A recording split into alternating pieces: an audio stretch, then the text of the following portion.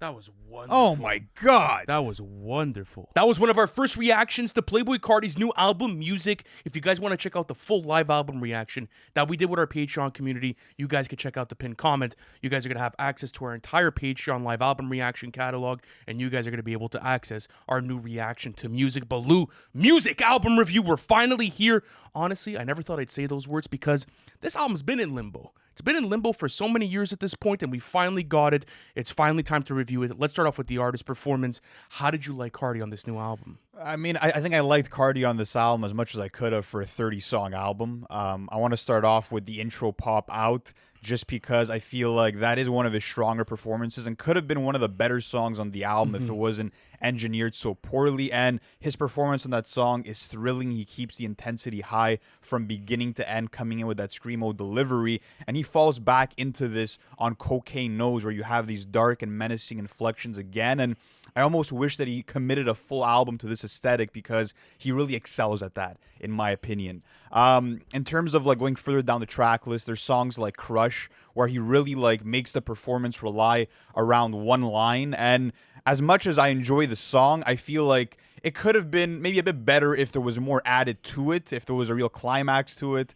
But coming into this album, you have to understand that with Playboi Carti, it's all about style over substance, right? So like I'm going into a song, and what I'm really paying attention to are all the bells and whistles, right? All the flashy extras. So that could mean the different voice inflections, the different voice switch-ups that you're getting, the ad-libs. And honestly, what I do like about his performance here is that he doesn't really overstay his welcome on a lot of these songs. There's no overkill, even if sometimes that does result in these underbaked songs that kind of sounds like these unfinished demos. But what are some standouts for you before I get to some of mine? Well, I know that there was a lot of controversy around this song on the Weeknd, but a song like Rather Lie, I think has massive hit potential. I think it's going to be one of the most popular songs off of this album. You see Carti going into more of like this melodic rapping performance style that's a bit of an outlier for this album because, like you said, you do get that like sort of Mojo Jojo, sort of like calm, sort of, I would say, bravado, like as delivery from him where he sounds very confident, he's patient with his lines. But with this almost feels like a new version of a Cash Carti aesthetic where it feels almost like a cloud rap performance. So I do like it. There was a lot of controversy around this song because of the news that broke out, but yet nothing seems to confirm it at this point. Yeah, so we're gonna wait on what that. you're talking about is that the vocals are AI, and that was something that was being hinted at for this song Rather Lie as well as Fine Shit. And this is because there's a writer named Lawson who's credited, and he was also credited for Timeless, and people believe that he is affiliated with making AI music. I'd be very sad if that was the case. I'm going to be honest with you. That would really like suck. But as of right now, I could only judge it and say how I feel about it thinking of it as a real performance. Like that's the only way that you could view it. And speaking on that song, I do love the auto-tune melodies. I feel like it's one of the only times on the album where he's evoking an emotion other than like anger and rage. You actually feel the vulnerability through that performance. I want to talk about some hooks on this album. Sure. So you have stuff like Fine Shit and Money Un, which I feel like are the catchiest hooks, even though Money Un is kind of ruined by Swamp Izzo repeating his name 100 times. Cocaine knows the repetition on that chorus only comes in towards the end, but I feel like it's super catchy and it's probably going to do really well in live settings as well. So that was a standout chorus for me as far as that goes. What other choruses do you want to talk about? Nothing else for choruses. I do want to speak about, like, I feel like the AI with this album was an elephant in the room. We kind of touched on that. Another elephant in the room, something that a lot of people are talking about, are some of Carti's performances when he's pitching down his vocals, right? So like he did on All Red. You get that again here where his voice does bear a striking resemblance to Future. And if it bothers people, I get it because it does happen quite a few times on this album, looking at songs like this one, Got It, Walk, and Overly. And it's not that he's biting him, but you do want to have your own distinct sound that people can recognize for you. And especially on an album where Future is featured, like there were moments in the reaction where you're like, oh, is that Future or Carti? And I think that even though this album is a lot about paying homage to different Atlanta artists, I feel like there are more downsides than upside to having this vocal inflection that, this voice effect, I should say, that is so similar to Future. So I don't think it was the best approach for him on this album. I'm going to be honest with you, at least for how many times we ended up getting it. Let me ask you this though. I mean, looking at some of the songs in the latter end of the track list, like how did you feel about like Olympian, Opium Baby, those types of Well, going back performances? to Overly, I feel like it was a bit of like a cluttered performance, if I'm going to be honest with you. Like, I wasn't a big fan of his flow. It was a bit choppy. It felt like he was maybe even a bit too quick for the beat at certain points. And I think that example, like an Olympian too, those pockets that he's trying to find, just like he just can't do it, Yes. and I'm not sure why. Maybe it's him trying to, sort of experiment with this off flow sort of performance, but at the same time, I do feel like it takes away from some of these tracks. And Overly was produced by Marley Raw, and you get like that sort of like high energy, high voltage production. But then he comes in and it feels like a weirder flow, right? It feels like every single line is disjointed. So I wasn't a huge fan of that. Talking about a song like Charge Them Hoes a Fee, that's another song where I was like, Cardi's low-key like a bit pointless on this song itself. He has like the second verse on it too, but I'm not a big fan of that track itself. And I'm not a fan of Future as well on this. So we'll talk Yeah. about that once we get into the Future sort of thing. But even at that, like you go through some of these songs and you're like, okay, this could have been left on the cutting board, to be honest with you. Like, this shouldn't have made I Am Music, and Yeah. I don't think it plays up to that standard. Some other songs I want to talk about, though, and a big topic of conversation this weekend, were the songs that were released in 2024 that made a comeback onto this album. And they're some of the strongest tracks and performances for I Am Music. Let's start off with K-pop. That was Ketamine. Made a return on the album. When we were doing our pre-album stream, I was saying how I wanted to see this make a return, and we ended up getting it. I love this verse. It's only a single verse. No filler, all killer, comes in and has that signature new Cardi flow that's been prominent also on something like A Hood by Air, for example. In my opinion, that's arguably a top 10 song in his catalog, bro. That performance is complete. The swagger's crazy throughout the entire track itself. I think that's going to do nuts within live performances, and I love the way that his deep vocals now mesh in with this new sort of like darker, futuristic aesthetic that he's coming in and, working on with producers like Cardo. Yeah, I think that's Yeah. easily his best performance on the album, just because For sure. every part of that song is captivating, from the "You Gotta Get High Like Me" intro to the arrogant first verse, the fiery second verse, and him just effortlessly changing up his rhythmic timing, having those thug-esque inflections. It worked perfectly for him, and like you said, it is one of those standout songs in his catalog. For sure. And even something like Mojo Jojo, for example, that was like really sought after for this album. I do prefer the original version. I will say that. Nick and I were having this conversation with you on the weekend, and we are like, "Fuck, dude! Like, imagine that made it without the Kendrick ad libs," which we'll speak about like Speak later on the on. features, yeah. We'll speak about on the features. But even this, I like this performance from Cardi. The song's not ruined for me. It's honestly one of my most played songs off Yeah. of this album, just because you go in and again, he's coming in with that confident, arrogant sort of like bravado, and it's super prominent throughout the entire track itself. And then he has his two verses that he ends off the song with. So I think those are really strong, standout tracks. Another one that I really like is Philly with Travis Scott. I love the way that he ends off that song. That feels like a classic Huncho Jack beat that I really enjoy, and I like the way that he contributed to that. And then Radar. I think we have to speak about Radar, bro. That's easily one of the strongest performances on this album. Yeah, it's a strong performance for sure. To speak on some negatives that I didn't really love the most in terms of performances, a song like Crank, I'm like, okay, there's a few different flows at play here, and I've heard them all already. And that's kind of like disappointing for me as a fan that has been listening to Cardi for a while, knowing that he has a limited catalog already, to get to a point where there's reused flows and patterns from the same album and even from previous years. It's a bit disappointing. Even a song like, for example, I See You Baby Boy, it just felt like another different day in terms of just like the slow, patient flow, the way that he attacked the beat. I'm like, this kind of just feels all too familiar, like a Cardi song that I've already gotten. Other performances I wasn't huge on. Definitely talking about We Need All the Vibes, where Cardi has a very short verse and he spends half of it moaning, which is kind of just an auto L for me right there. And it makes sense that he kind of had a minimal role to play, because this was originally a Thug and Gunna song from 2021. Olympian is another song where it just feels like a sloppy performance. The flow's very disjointed, and there are a couple of those moments. So ultimately, for me, I'm going with a mid rating for the artist performance. I do think there are a lot of standouts, but there were more performances that I felt like weren't up to par for Cardi standards than there were ones that impressed me. And like I said, speaking about all those flashy extras, the ad libs, the voices, etc., I feel like we've already been introduced to all of that, and it wasn't really all that new in terms of what you got in the single run of the last year. So I'm feeling a mid rating. I'm going with a good rating on this one. I don't think it was anything too crazy when it came to like bringing anything new to the table. And since like I'm looking at this track list for what it is. I don't care if Put by Air came out in January of 2024. It's now on this track list, and I'm going to judge it as is. And there's a lot of strong performances on here, but like you said, once you get to stuff like Olympian or even like, yeah, I would say Overlead, for example. Like, these are just tracks that I won't be revisiting, and I think that it could have been better performance-wise, but then I still think it was a good effort all the way throughout. But let's go into the features. This was a massive topic of conversation before going into the album. All the features leaked before the actual album came out. Almost all of them. And we were supposed to get a Justin Bieber feature. That didn't happen. Apparently, XXXTentacion was supposed to be sampled or at least have a hook on this album. That didn't happen. But for the most part, there is a lot of good standout features. Let me read out the list of features we have. So there's 9 featured artists on this album. Of course, Kendrick Lamar, Travis Scott, they both hop on multiple times. There's The Weeknd. There's Future, who appears multiple times. There's Young Thug. There's Lil Uzi Vert, who has 2 features. Ty Dolla $ign, Skepta, and Jhené Aiko. Let's kind of just do it from the top to the bottom, bro. Starting off with Travis Scott on Crush.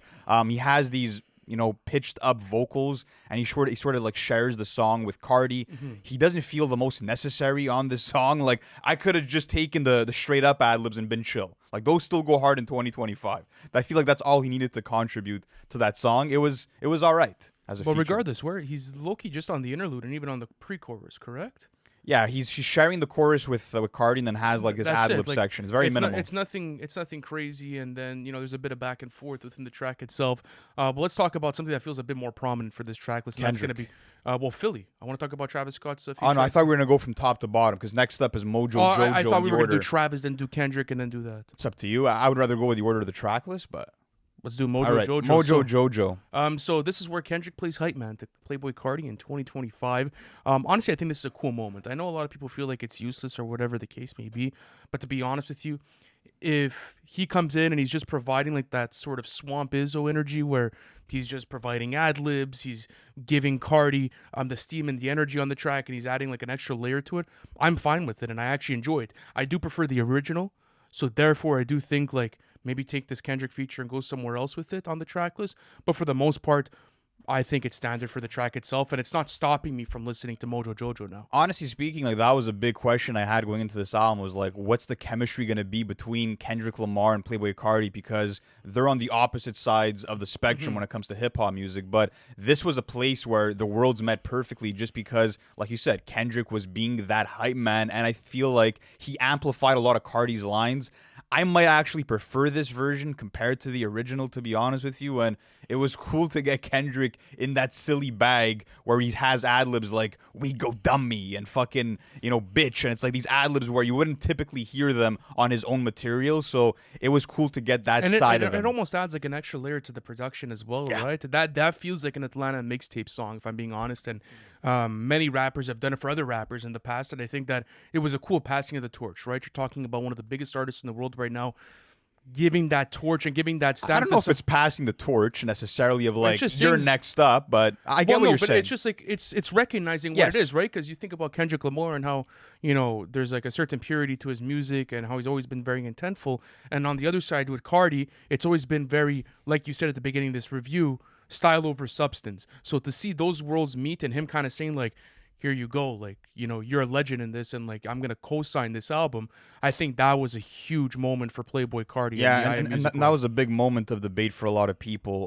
Just the idea of Kendrick working with Playboi Carti, knowing some of the background or whatever the case may be, and how it kind of conflicts with his morals. At the end of the day, I'm here to talk about the music. You know what I mean? If you guys want to talk about what it means for Kendrick to work with a Kodak Black or a Playboi Carti, that's up to you guys. You know what I mean? But speaking about the music itself, that's what we're going to stick to. Yeah, but let's go Travis Scott and Philly. So this was arguably one of the best features on the album for me. I love this feature. As I said, feels like that classic 2017 Huncho Jack Huncho sort of Travis Scott, where he comes in and the flows are relaxed, they're calm, but at the same time they're menacing. He also, he has the intro with Carti as well, and then boom, he comes in and kills his first verse. Yeah, it was cool, man. It was kind of a familiar performance for Travis. I do like how he extended his notes towards the end of it, but nothing too crazy for me. Next up, The Weeknd absolutely slides on Rather Lie, and yes, the melodic flow is definitely similar to Drake on Slime You Out. That's something that's kind of undeniable, but I don't really care too much. Like, it doesn't make it any less enjoyable for me. The chorus is catchy as fuck, and I was happy to get another, hit potential song after getting Timeless between them. For sure. Let's go on to Jhené Aiko, and then after that, Kendrick Lamar on Backdoor, track number 10. This one is a bit more of like a melodic track for the album, which was interesting considering like you're in a Playboi Carti universe. So to see like that Luther 30 for 30 energy come onto this track list was interesting. And that's kind of like what this song felt like, or this collaboration felt like for me, was like trying to maybe replicate that energy and get a massive hit off of this. A lot of people thought it was SZA, and we got flamed in the comment section. Now it's time for you guys to get flamed. It's fucking Jhené Aiko. That is Jhené Aiko on this track. Yeah. And then after that, you're getting Kendrick Lamar coming in with like that Luther-esque performance.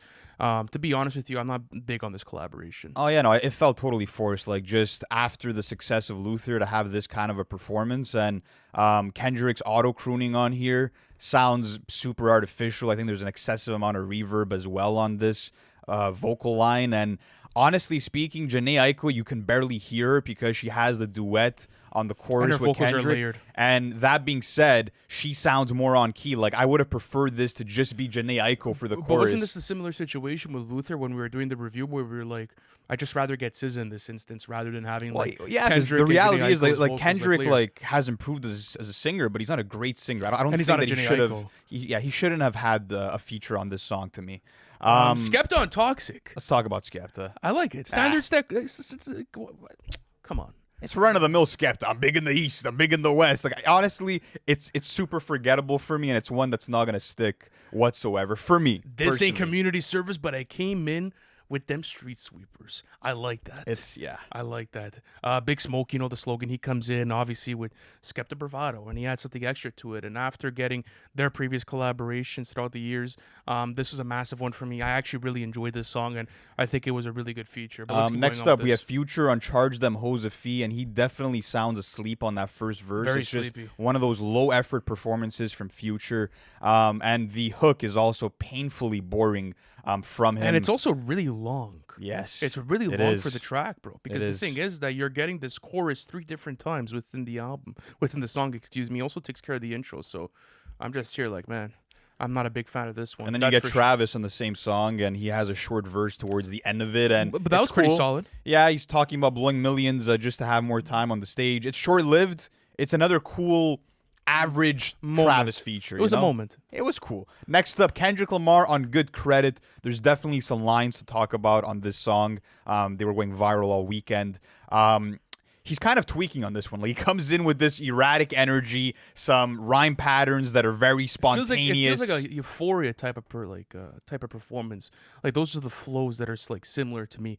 Super unhinged, but yeah. You want to do it? Let's talk about some lines. So the numbers is nothing, the money is nothing. I really been him, I promise. Say Kenny, been heavy out the West. I carry the weight, man. I'm Luka Doncic. So obviously him saying that like numbers and money come and go, and that he's after making a real world impact, and his messages, like, that's maybe words inspired by Drake, maybe not. And then him saying that he's carrying the West, to me, kind of just felt wrong, right? Because from 2020 to 2025, from 2017 to 2022, the West Coast was still in good shape in terms of commercial success and just quality music coming out of the coast. Looking at what Tyler and Doja Cat were doing, then looking at artists like Blue, Vince Staples, Schoolboy Q, like, I don't agree that Kendrick by himself is carrying the West. Yes, he lifted it up in 2024, but I think he would say that too. Like, he's always put on for the West and said how many wonderful artists have emerged from the West Coast within that time frame. I think it was just the bravado of the rapping and saying like, I'm the leader of the West and I'm going to continue to carry this forward. And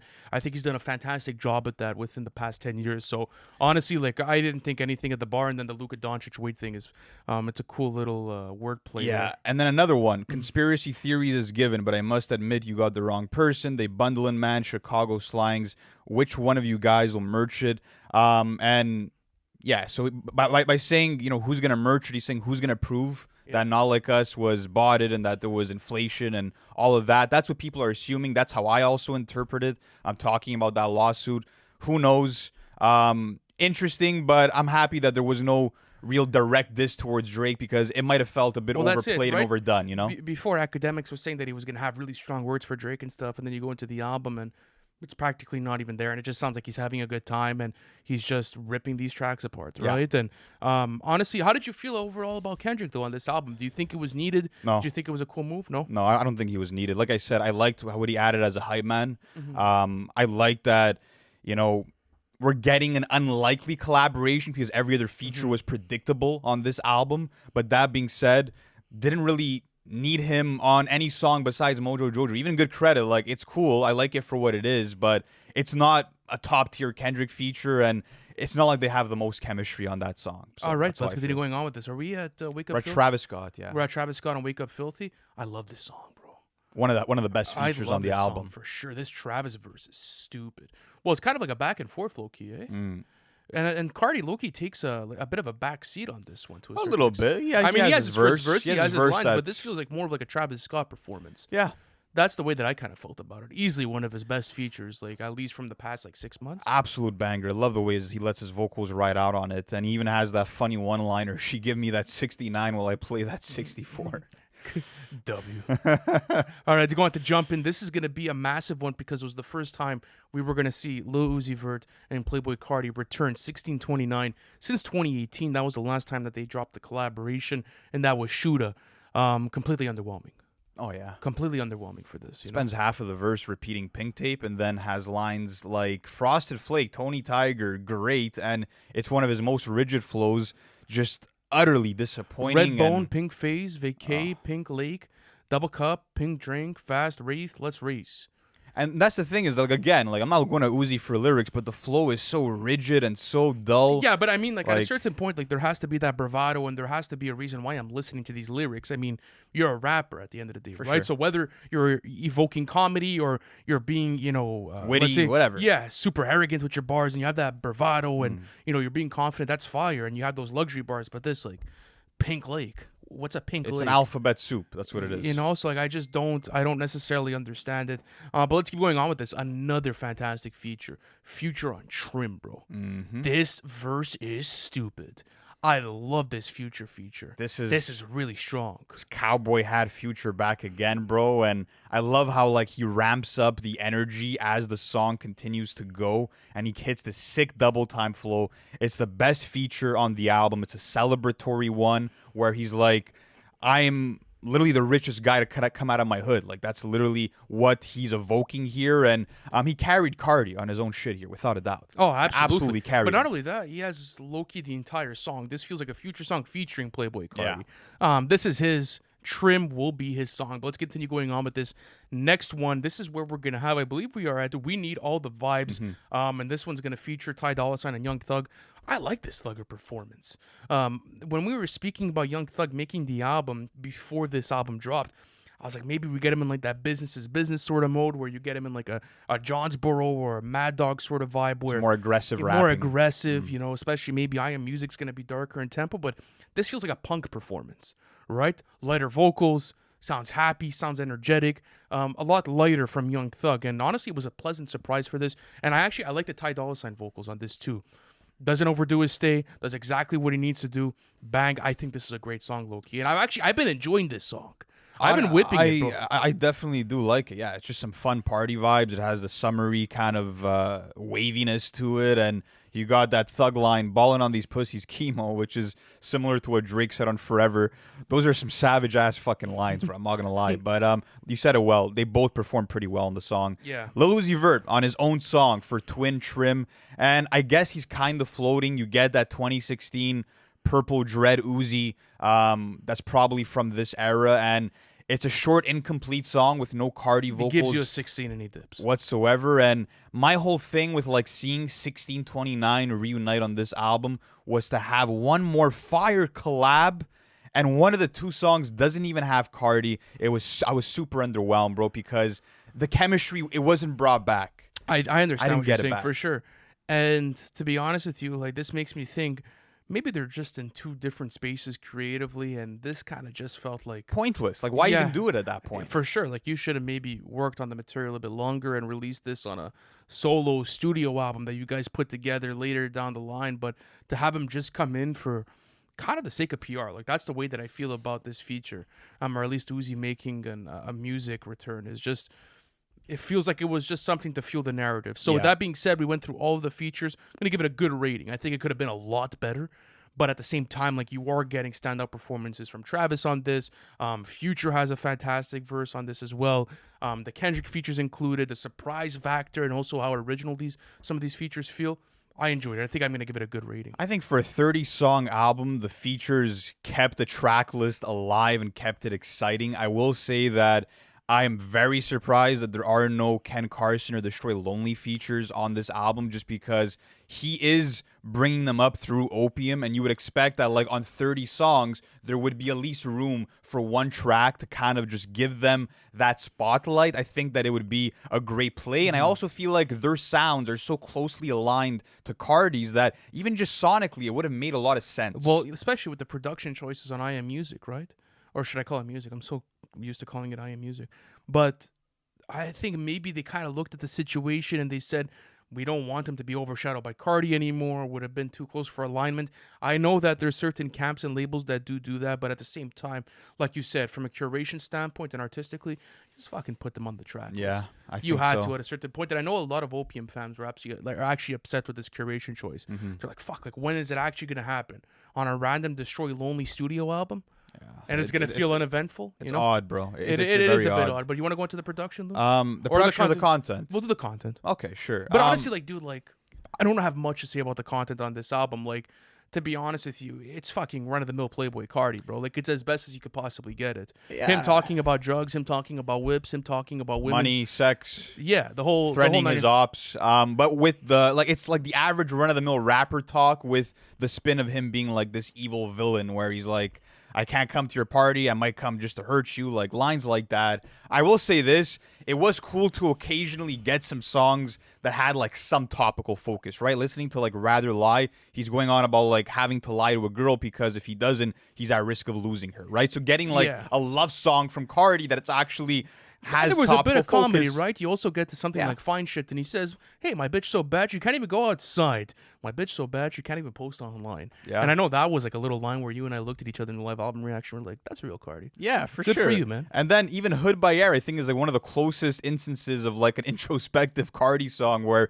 he's rapping about his personal growth. He's rapping about how like he can sleep now because he had his 2 kids. He's happy about that. And all the hate that he's had to overcome over the years. So like, again, cool to get like some actual thoughts from Cardi on But the you album. want to know what? Occasionally. If you want to really do like a thesis or like encapsulate what this album is about, content matter wise, go to the first verse on Topic, on Toxic, for example. Okay, I just brought a brand new Jeep, and I brought a SRT, and I brought an AMG, my new bitch, a Blasian. I fuck her like I'm crazy. That's the type of, and you know what? Like, fuck it, it's fire. Like, I'm all worried. It is like, fire, I'm not but- like in this review. I'm gonna give it like a lower rating, but to be honest with you, like it doesn't weigh down the review overall score for me. That's what I was gonna say. For the content. Yeah, that's what I was gonna say is that like it doesn't hold the same weight as some of the other categories because it is a Cardi album and that's not really the intent with the music. But I will say this: obviously, I'm not looking for like diary confessions from Cardi. I'm not looking for double entendres, but I am looking for maybe some slick wordplay occasionally, or maybe some quotables, a few memorable bars, and there wasn't even much of that. If I'm being totally honest with you, there weren't too many quotables on here. I'm giving the content, I'm giving it a bad rating, if I'm being honest. Like I said, it's not going to hold as much weight for me when I'm looking at the entirety of the album, but it's not a good written album, obviously. Let's talk about the production, though, because the main producers that were at play here were Filthy, OG Volta, Cardo Got Wings, and Johnny Giuliano, with additional production coming occasionally from Metro Boomin, who has, like, I think one placement, Mike Dean, Wheezy, and others. How did you feel about Cardi really leaning into this dark sort of electronic trap / rage sound for really like the majority of the track list? I expected it. Yeah. It's what he was in, right? And to be honest with you, when I got Ketamine last year, when I got, Evil Jordan, when I got Hood by Air last year, I was like, this is fire. This is really good. And I like this aesthetic, and I like it a lot. And to be honest with you, before even coming into this album, on Thursday night when we were speaking about like predictions and shit, I'm like, the production is what's going to carry this album. And this is the most important aspect to this album, if I'm being honest with you. you could listen to these beats alone. I think there's a lot of fucking wonderful beats on this, bro. Like stupid shit. For example, the reworked intro on Evil Jordan. That minute, bro, where that sample plays in and you're getting like these violins that come in, and then boom, bro, you're getting that sort of like bang, bang, bang, bang, bang, and then boom, you get the gunshot. Crazy. Crazy to put into your Sick album. intro. For sure. Yeah. Then, after that, something like Mojo Jojo. That loop that they put into this beat, it's like fucking crack cocaine. I love it, bro. Feels like almost like an old Southern sort of like, say like Fast and Furious type of beat, to be honest with you. That's the way that I feel about that production. Then you go on to something like Filthy. That feels like a Cardo Got Wings and Johnny Giuliano production because it almost feels like a Huncho Jack beat, where it almost has like this Western influence to it. It feels dusty. That's the way that I feel about that type of production. Then you go on to something like Rather Live, for example, and that's where Mike Dean's going to come in with Filthy and just absolutely rip this apart. This is arguably one of the best beats on the entire album. So with that being said, what is your favorite beat on this album? My favorite beat, man. I'll tell you that. I'll tell you something. It's definitely not Pop Out, which has that electronic rage aesthetic, but it literally sounds... distortion is way too much on Bro, it. it literally sounds like they took a laptop that had an MP2 file on it, put it in a fucking microwave, and just cooked it up. Because the crackling on those drums and the bass line, bro, atrocious to listen to, not audible whatsoever. But if you want to ask me my favorite beat on this entire album, it would definitely be Cocaine Nose for that melody. I think that this was made for live crowds. It's absolutely that grunge brazy. guitar is crazy. The grunge guitar, which is actually a sped up guitar riff from Ashanti's Only You, which really surprised me. That's nuts. I thought this was like a techno sample or something. Like it reminded me of like that Zombie Nation song called Kerncraft 400 that the game ended up using on Red Nation, etc. But it kind of had that techno feeling for me. But yeah, those guitars were absolutely insane. I think that that's going to be one that not only sounds good in the whip, it's going to sound amazing live. And that's what this album kind of feels like it was made for those Rolling Loud sets, for those, you know, huge performances. And I think that that was also reflected through the Swamp Izzo narration and how much he plays into the album with all the hyping. He had a good time on this album. He had a good time. It wasn't a good time for all of us, but he had fun with it, he right? had fun. He said, fuck it, let me rip it. And he took his chance. He doesn't like, oh, I'm going to be on the album. Maybe I'll put this here. No, bro, he went hard. Bro, he snatched the mic out of Carti's hand as many times as he could have.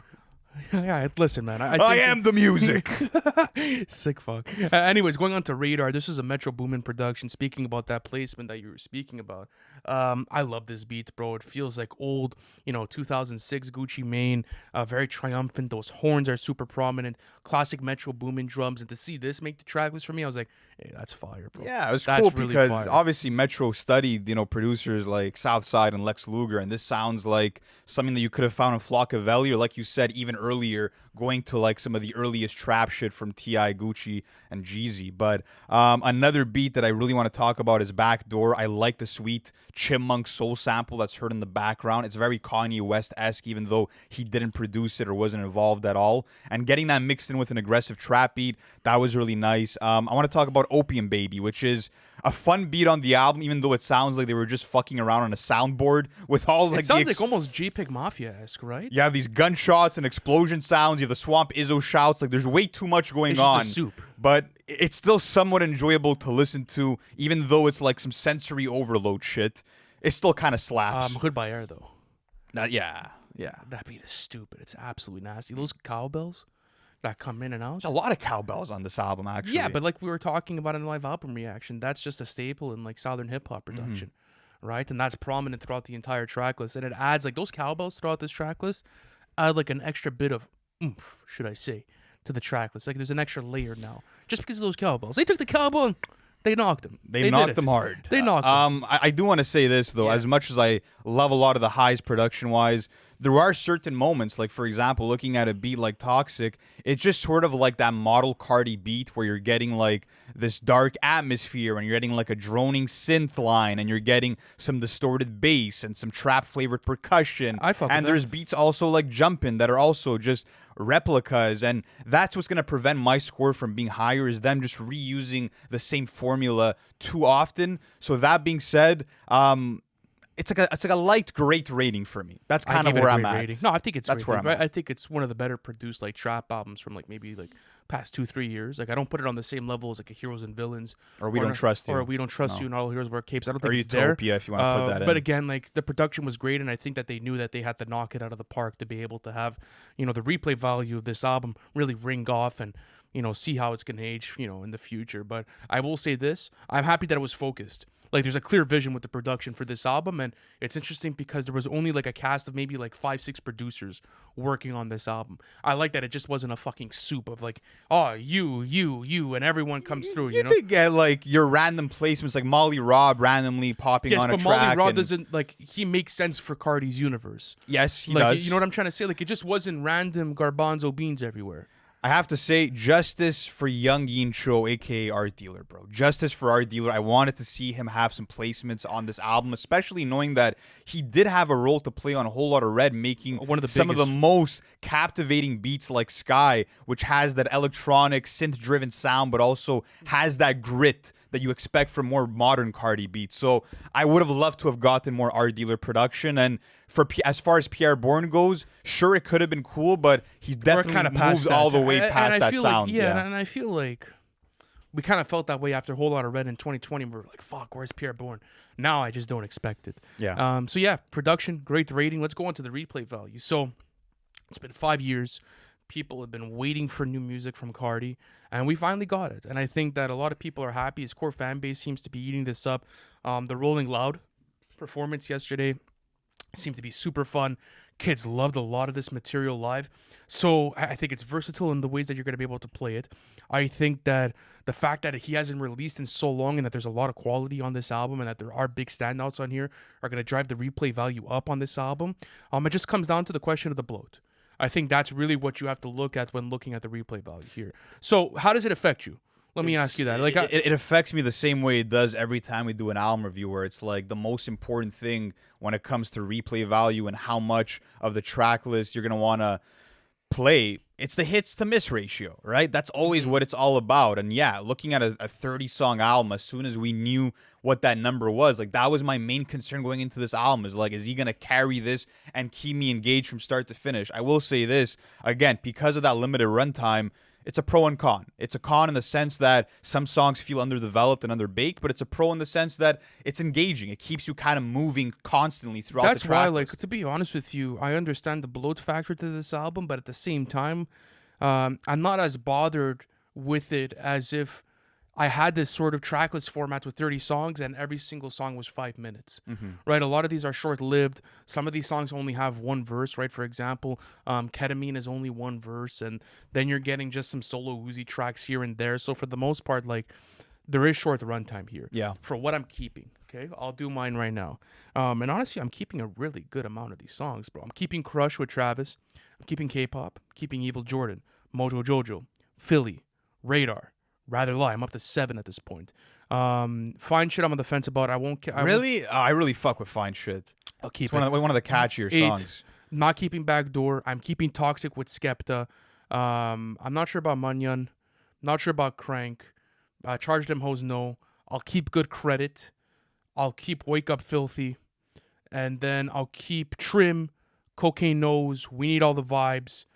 And then Like Wheezy, Hood by Air, and that's really where I'm gravitating towards. So more or less between 15 to 20 songs off of this album I'll be re-listening to. I'll just say this, like, I'm not saying that this means that the rest are like skips or not good songs, but like out of the 30, I downloaded 12 songs that I really genuinely fuck with and can see myself wanting to play. There is a stretch of songs, I feel like, towards the latter end of the track list that was a really bad stretch of songs, going from Twin Trim all the way to Walk. I think it was like 4 or 5 songs. I like Wheezy's pretty It's solid. okay. It's okay. It's just... It's definitely one of the more, like, it's honestly, it's probably one It's of the one of better the fan tracks. favorites. It's one not of the really better- for me, but I get it. It's one of the better songs on the latter half of the track list. It's okay. Yeah, the album falls victim to bloat, and I think that the problem too with me was that like there are quite a few songs that just are like average Cardi songs where it feels like not the most efforts going into it. I'm gonna give the replay value a good rating. I could have gone mid as well, but I do think that for a Playboi Carti album where fans are going to want as many tracks as they can get, there are enough to keep you happy and wanting to listen to the album repeatedly. So, good rating. I'm going to give it a good rating as well. I'm going to be keeping more or less around half of the track list. I'm going to be revisiting this album a bunch because I'm a Carti fan. I'm down. I was super down for this album. And to be honest with you, the fact that like now you have the reworked version of K-pop, Evil Jordan, Hood by Air, like you're going to find me on those tracks. Those are going to be super heavy in rotation. So let me go into my overall thoughts. I mean, listen, did it live up to the hype? I kind of expected this, to be honest with you. Like, I didn't think that it was going to be a super big magnum opus, but at the same time, like, I do think that there was room for improvement on the track list, and there are certain songs on here that I do feel, you know, either they shouldn't have made the track list or they do feel a bit incomplete. I will say this about Carti's performance. I think it was solid. I think it was standard, and it's exactly what I expected. I like the production on the album. I don't give a fuck about the lyrics on a Playboi Carti track list. I'm not here for that. This album is obviously style over substance, and that's exactly what you got out of it. Overall rating, I'm going to give it a good rating. That's where I'm at with it. I think it's a good album. Yeah, this did not live up to the hype for me. You know, Carti was talking about this album before we got it, speaking about like him spending months in caves and how this album was going to be him pushing boundaries once again. And then you had also Swamp Izzo on the outro talking about how like they're creating a new genre with this music. And I don't hear anything groundbreaking here. I'll be totally honest with you. This experience for me kind of felt like watching like a spoiler heavy trailer a year before getting a movie where it's like, some excitement is lost because he's shown you his hand already, you know? Like, all the tricks have been shown to you, from the deep voice to the very crazy, aggressive, abrasive production. By the time I got to the album, it felt like there were no surprises left for me. I wish he was more adventurous with this album. I think that ultimately it's well produced, but there were a lot of areas for improvement, if I'm being honest with you. Didn't need as much filler as it had. And also, it feels directionless. I know it's a Playboi Carti album, but I just wish that he would stick to an aesthetic or maybe try to make something a bit more cohesive, because sure, this has mixtape energy, but it's just a shuffle-ready playlist that the songs don't really feel connected in any way. Lyrically, sonically, sure, the production kind of stays into one direction, but ultimately, this album's like a fucking spinning teacup ride, right? It takes you for twists and turns. It's meant to rattle you. It's a disjointed experience that doesn't require any deep thinking. I was kind of on the fence with my rating here just because, like, the replay value kind of decided if I was going to go mid or good. Based on my ratings, because the production does have that great, I think I'm leaning more towards the good, but I'm almost, like, closer to mid than great. So what do you want to do? Is it good or mid? It's going to be a good rating, but I could see it going down to a mid with more listens. So we'll see. We'll see what ends up happening. Is it a good or mid rating? Because you look like you're kind of like, you don't even look like you decided. I am, like I said, I'm kind of on the fence up to this point, but based on my ratings, it technically adds up to a good rating. So that's I think you're a bit too harsh on his artist performance. No, I don't think I don't think it was a mid performance. I think it was a mid performance. I don't know how you could, like, it's, to me, it's like you give like his artist performance a mid rating, but like it's a good album. At that point, just go mid with the album. You know what? And even looking at it, you know what? I've never really done this mid review, but I kept 12 songs and there's a lot of skips on it. I think I'm going to change my replay value rating to mid and give the album a mid review, bro. I'm not going to lie to myself. I really wanted to enjoy this album, but when I'm looking at just my own thoughts, like from beginning to end on this review, I think I do feel like it's a mid rating. So that's what it's going to be, guys. Like I said, it's between that mid and good. I'm leaning more towards the mid, I guess. That's why, like, I was kind of listening to your scores, and I'm like, fuck, like, if you think Carti had a because it's all over the place. I have a bad rating here, a great one here, a good one there. Yeah, but the bad rating, I don't care about that. Like, obviously, it weighs it down, but, like, I've given mediocre, right, like, ratings to trap albums with writing, and it hasn't affected the score. Yeah. I don't think Carti had a mid performance on this. I think there's a lot of high voltage performances, and he did good on it. And you know what? If those improvements could have been made, it could have gone up to a great rating, or maybe even amazing if it was really curated properly. But guys, let us know how you feel about our score in the comment section. Lou, what's your official ratings? Official ratings. Like I said, replay value is going to be changed to mid because I didn't take out that many songs out of the track list. I think there's a lot of bloat. And then the overall rating is mid. It was very close, but I think I'm leaning more towards there. So that's I got my good rating. You guys know how I feel about it. Let me know in the comment section. Where did we get it right? Where did we get it wrong? And let me know. Did this album live up to the hype for you? Guys, thank you so much for watching this album review, and we'll catch you in the next one. Peace.